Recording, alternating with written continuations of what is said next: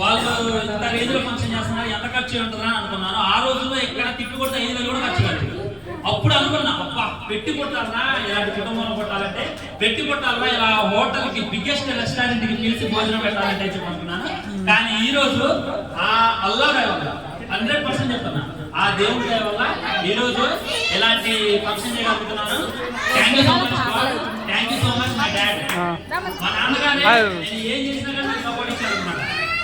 అంటే ఒక నాకు యూట్యూబ్ ఛానల్ ఉంది, యూట్యూబ్ లో వీడియో చేస్తుంటే చాలా మంది ఇచ్చేసేవాళ్ళు, ఎందుకు అలా మాట్లాడుతాను నీకెందుకు అన్నప్పుడు మా డాడీ నాకు చాలా సపోర్ట్ ఇచ్చేవాళ్ళు. మా మమ్మీ పిల్లలందరూ కూడా నాకు మంచి సపోర్ట్ ఇచ్చారు అనమాట.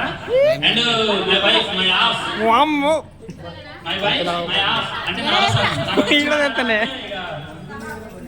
చాలా ఉంది కాబట్టి ఇక చెప్పుకుంటూ సరిపోదు అనమాట. ఇప్పుడు ఫర్ ఎగ్జాంపుల్ నేను రాయడం మొదలు పెట్టాను అనుకోండి, ఆ చెట్లన్నీ కూడా పెండు చేయాలి, ఆ సముద్రాన్ని అంతా కూడా స్థిర చేయాలి, అది కూడా సరిపోదు. అందుకే నా గురించి ఎంత చెప్పినా కానీ తక్కువ అయిపోద్ది. అందుకే నేను ఇంకా తక్కువ చేయదలుచుకోలేదు.